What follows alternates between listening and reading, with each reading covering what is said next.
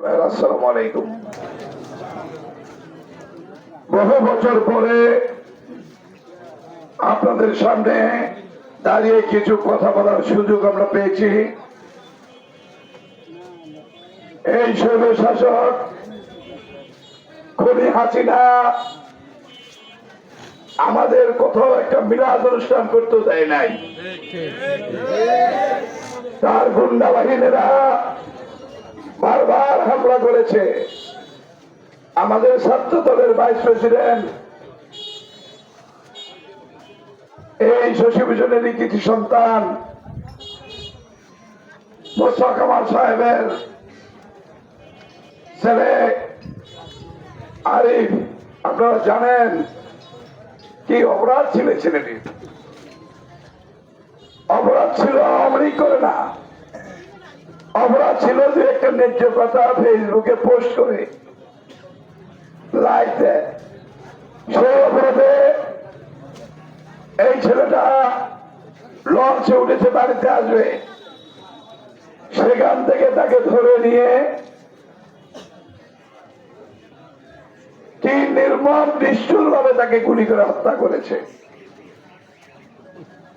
আমরা এসেছিলাম কি দুর্ভাগ্য জাতির,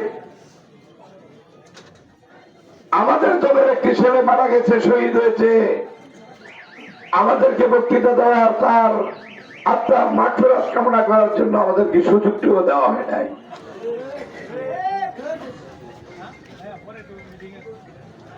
হাজারীগঞ্জ থেকে একটি বিশাল মিছিল আসছে, আমরা সবাই হাততালি দিয়ে মিছিলকে বরণ করি।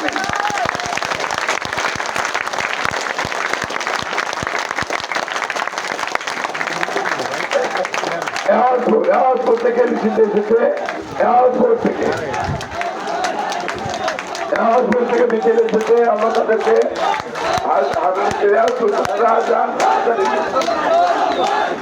আচ্ছা, ঠিক আছে, ধন্যবাদ ধন্যবাদ ধন্যবাদ, হরের সোহাগ, ধন্যবাদ।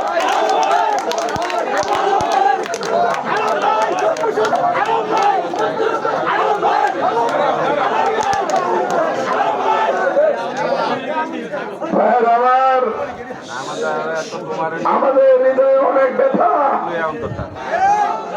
আমাদের হৃদয়ে রক্তক্ষরণ হচ্ছে। আমরা এই দক্ষিণ অঞ্চলে,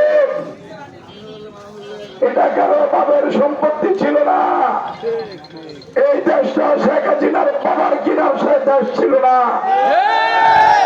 এই দেশটা বহু কষ্ট করে স্বাধীন করে শহীদ প্রেসিডেন্ট জিয়াউর রহমানের আহ্বানে স্বাধীনতার ঘোষণা মাধ্যমে 9 বছর সংগ্রাম করে এই লাল সবুজের পতাকা আমরা এনেছিলাম। সেই স্বাধীন দেশে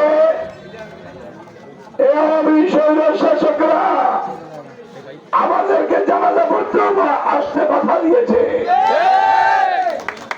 আমাদের ছাত্র দলের চরবেশনের সভাপতি রাজ্জাককে এই হাজারীগঞ্জের চেয়ারম্যান হাট বাজারে বেরির উপরে তাকে 2 ঘন্টা আটকিয়ে রেখে চরবেশনে শেখ হাসিনার সন্ত্রাসদের গডফাদারদের নির্দেশে চরবেশন থেকে কয়েকটা মোটরসাইকেল আসলো, আর হাজারীগঞ্জের সন্ত্রাস লোকমান, ওই লোকমানকে সেখান থেকে বলা হলো যোগে জানে মেরে ফেলার জন্য। সেখানে জনগণ প্রতিরোধ করে চলে কিনা, সেই জন্য গুন্ডা বাহিনী অস্ত্র শস্ত্র নিয়ে চরপেশন থেকে আসলো। 2টা ঘন্টা মধ্যযুগীয় বৈশ্বিকতার মাধ্যমে এই আমাদের ছাত্র নেতাটিকে তিল তিল করে পায়ের নখ থেকে মাথার চুল পর্যন্ত আঘাত করতে করতে তাকে তারা হত্যা করেছে। আমাদের মোট 7 জনকে হত্যা করেছে চোর পেছনে। হয়তো আপনারা এটা জানেন না, আমরা জানান দিতে পারি নাই, মামলাও আমাদের নেয় নাই। এত কিছুর পরেও এই শেখ হাসিনার সরকারের যখন পতন হলো, শেখ হাসিনা যখন পদত্যাগ করে বাধ্য হয়ে ভারতে পালিয়ে গেল,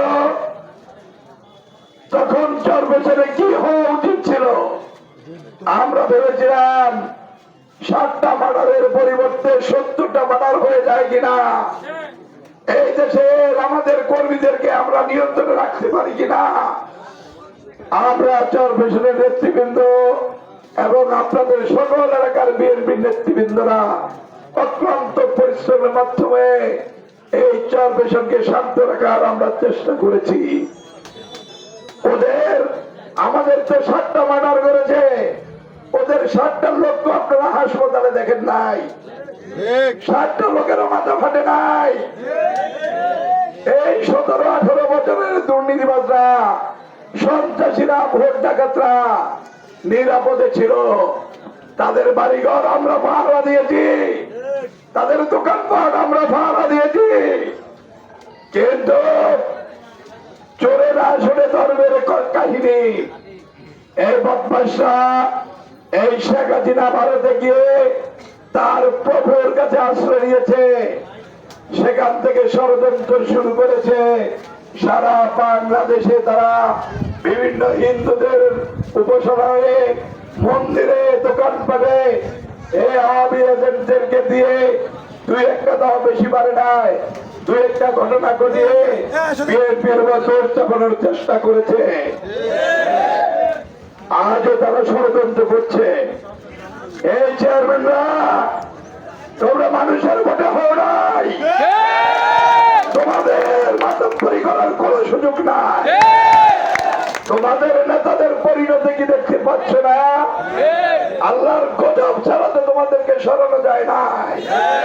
যেদিন বালুর ট্রাক দিয়ে আমাদের নেতৃত্বে বেগম খালেদা জিয়াকে তোমরা ব্যারিকেড দিয়েছিলে, তোমাদের পুলিশ দিয়ে, গোপালগঞ্জের পুলিশ দিয়ে আমাদের নেত্রীর সামনে বেয়াদবি করেছিলে, সেই দিন নেত্রী বলেছিল আপনারা যা করেন আল্লাহর গজব আপনাদের উপর পড়বে, এবং বলেছিল ওই গোপালগঞ্জের নামও থাকবে না। সুতরাং দেখেন আল্লাহর গজব ঠিকই পড়েছে। হাজারো কোটি মানুষের অভিশাপ এই নির্যাতিত মানুষের অভিশাপ আল্লাহর দরবারে পৌঁছে গেছে, ওদের পতন হয়েছে। কিন্তু যারা চরপেছনের সন্ত্রাস, আমি জানি, আমার কাছে খবর আছে, শশীভূষণের সন্ত্রাসগুলা আমাদের কিছু দালালদের মাধ্যমে, আমাদের কিছু দালালদের সহযোগিতা নিয়ে শশীভূষণে উঠতে চায়। সন্ত্রাস করেছ,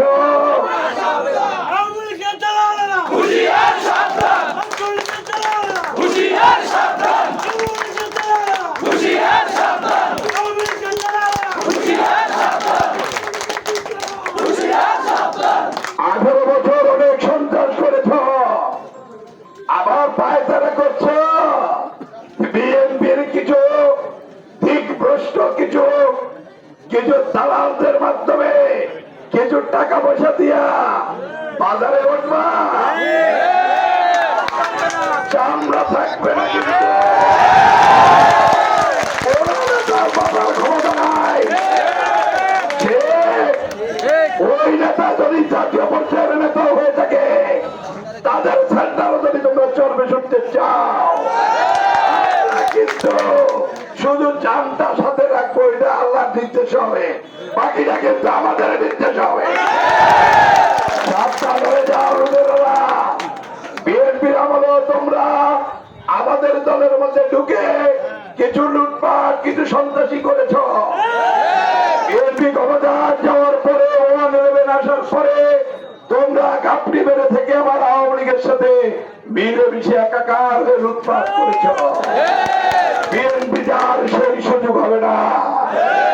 সন্ত্রাস আর আমরা রাখবো না, সন্ত্রাসীদের স্থান বিএনপিতে হবে না। যদি কোনো আমাকে ওই দুষ্কৃতিকারীদেরকে, সন্ত্রাসবাদ চালাবাদদেরকে, আমার রাজ্জাক, আমার আফজালের ওই হত্যাকারীদেরকে কেউ যদি বাজারে উঠাতে চেষ্টা করেন, ওই ওই দালালদেরকে আমরা সিদ্ধান্ত হয়ে গেছে, দালালদেরকে দল থেকে বহিষ্কার করবো।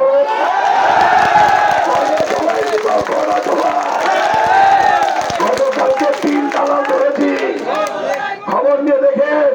আবু বক্কর উপরে গিয়ে ওই শিবা চৌমহনীতে 3টা দালাল আমাদের সেখানকার উচ্চ পর্যায়ের নেতা সরাসরি ঘোষণা দিয়ে পরিষ্কার করেছি, জনগণকে বলছি দালালদের জায়গা আমাদের এখানে নাই। 18 বছর সন্ত্রাস করেছ, 18 বছর লুটপাট করেছ, পেট ভরে নাই, এখন আমার লুটপাট করার জন্য আসছো। দোষ হবে বিএনপির, এখনকার বিএনপি আর সেই বিএনপি নাই।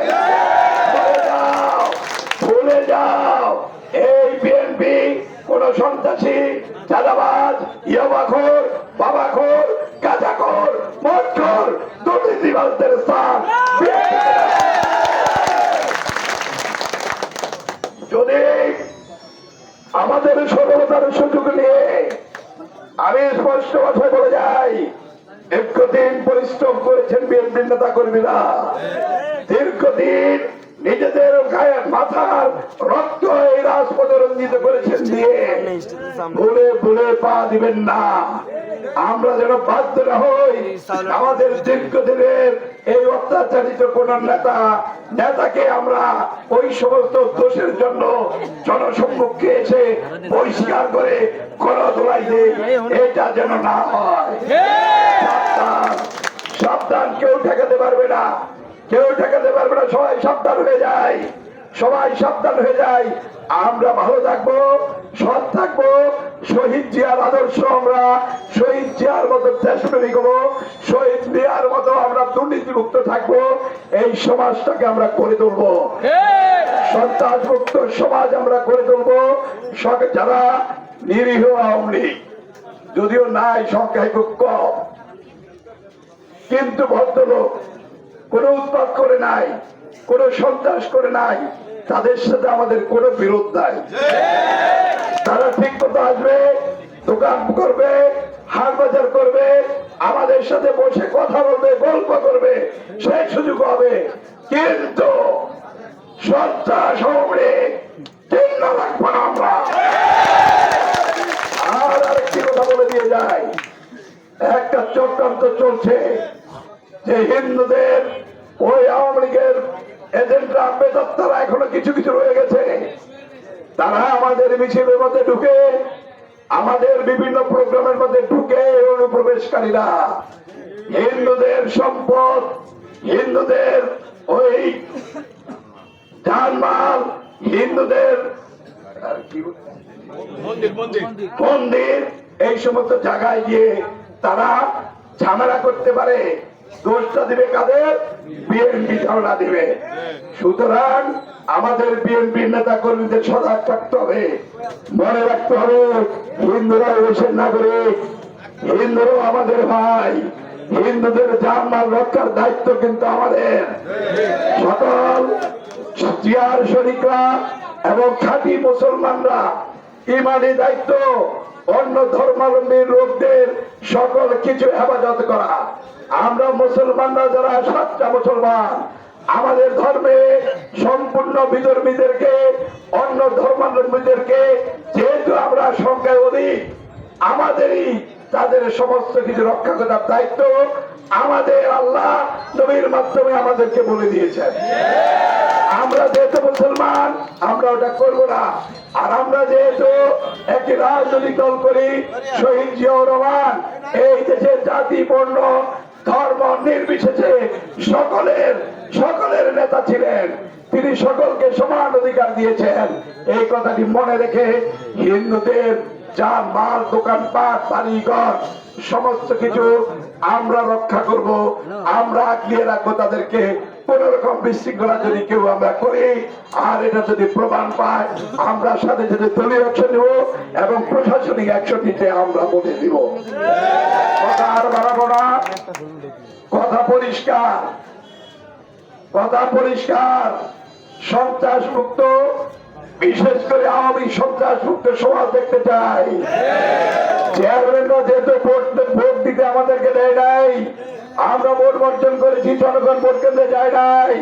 কোন চেয়ারম্যান মেম্বার ভালো মানুষ থাকলেও আপনারা ভোট যেহেতু দিতে দেন নাই, ভোট যেহেতু চুরি করে নিয়েছেন, আপনারা ভোট চোর। ভোট চোরের অপরাধে আপনারা কিন্তু অপরাধী বুঝতে হবে। শুধু শেখ হাসিনার বিরুদ্ধে আন্দোলন হয় নাই, আন্দোলন আপনাদের বিরুদ্ধে কিন্তু হয়েছে।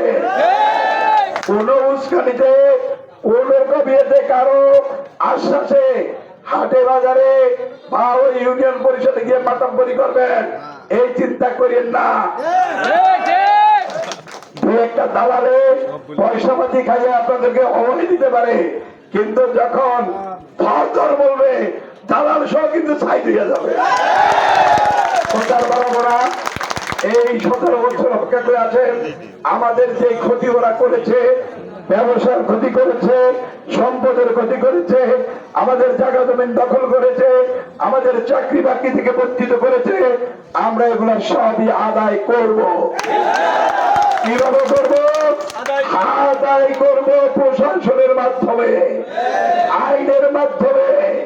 আমরা 1 টাকার পরিবর্তে 1000 টাকা আদায় করবে থাকবো, সেইটা আইনগত মাধ্যমে। নিজেরা কেউ আইন হাতে নেবেন না। আপনাদের যার যার অভিযোগ আছে আমাদের নেতাদের মাধ্যমেও দরখাস্ত দিবেন। আমরা বর্তমানে যারা প্রশাসন আছে তাদের মাধ্যমে আপনাদের সকল কিছু ওই ক্ষতিপূরণ সহ আপনাদের প্রাপ্যকে বুঝিয়ে দেওয়ার জন্য আমরা সেইভাবে তাদেরকে বলেছি। তারাও আমাদেরকে বলেছে আপনাদের লিগেল যা যা আছে সমস্ত আমাদেরকে জমা দিতে বলেন। আমরা কেন এই 17 বছর আপনাদের এগুলো জবরদখল করলো, কেন ব্যবসা বাণিজ্য করলো, কেন শারীরিকভাবে লাঞ্ছিত করলো, কেন আপনাকে আপনার ব্যবসা করতে দিল না, তার উপযুক্ত বিচার আমরা তাৎক্ষণিক করে আপনাদের সম্পদ থেকে দিব। সুতরাং আইন আমরা হাতে নেব না, বারবার বলছি। ধৈর্য ধরেন, ধৈর্য ধরেন। ইনশাল্লাহ আগামী নির্বাচনে এই জনগণের ভোট, আমরা যেহেতু ভোটের দাবিতে ভোট বর্জন করেছি, সুতরাং একটি সুষ্ঠু পরিবেশে ভোট হবে। সেই ভোটে আমরা দেশনেত্রী বেগম খালেদা জিয়াকে বাংলাদেশের আবার ইনশাল্লাহ প্রধানমন্ত্রী বানাবো। আমাদের নেতা তারুণ্যের অহংকার, পৃথিবীর সবচেয়ে বেশি নির্যাতিত নেতা তারেক রহমানকে কোটি কোটি মানুষ নিয়ে আমরা তাকে বাংলাদেশে পীরের দেশে ফিরিয়ে আসবো। তারপরেই ইনশাল্লাহ সকল খুনিদের, এ হাসিনা থেকে শুরু করে, কাউরা কাদের থেকে শুরু করে, থেকে শুরু করে ওদের যত বাঘা বাঘা চোর ছিল, চোর গুলার বিচার হবে। সবাইকে করতেছে, দেখতেছেন না? সব যারা বলতেছে সব শেখ হাসিনা খুনের আসামি। তুমি খুনি, তোমার খুনির ডাইরেক্ট খুনি তুমি, তোমার পরিষদ সব খুনি, সব জনগণের লুটপাট করে সম্পদ দিয়ে পাহাড় করেছ। চর পেছনেও যারা আছ, বাইরের বেড়া দিয়ে বাড়িতে থাকা, এখন কোটি কোটি টাকার বাজেট গাড়ি দিয়ে ঘুরছ। ওই কি করেছ? খামার বাড়ি করেছ, হেলিকপ্টার দিয়ে নর্তকীদেরকে এনে আমোদ প্রমোদ করেছ। এখন কোথায় গেছ? কোথায় আছো? স্মরণ রেখে চলল, হিসাব দিতে হবে কারাগার। আর বেশি কিছু বলবো না। আপনারা সবাই ভালো থাকেন, সুন্দর থাকেন, শান্তিতে থাকেন, আইন হাতে নেবেন না। আপনাদের যা ক্ষতি হয়েছে আমাদেরকে জানাবেন, ইনশাল্লাহ আইনের মাধ্যমে আমরা আদায় করে দিব। এই কথা বলে আপনাদের দীর্ঘদিনের পরিশ্রমের ফল আজকে আওয়ামী শহীদ শাসক মুক্ত বাংলাদেশ, এটাই আমাদের সবচেয়ে বড় পাওয়া। এটাই আমাদের সবচেয়ে বড় পাওয়া। আমাদের আর সবকিছু কে দিয়ে গেছে। আমরা যেদিন হাসিনা মুক্ত হয়েছে আমরা মনে করেছি আমরা সবকিছু পেয়েছি। সবাই করতে থাকেন, সুন্দর থাকেন, আপনাদের ভবিষ্যৎ সুন্দর জীবন কামনা করে আমি আমার বক্তব্য শেষ করছি। আসসালামু আলাইকুম।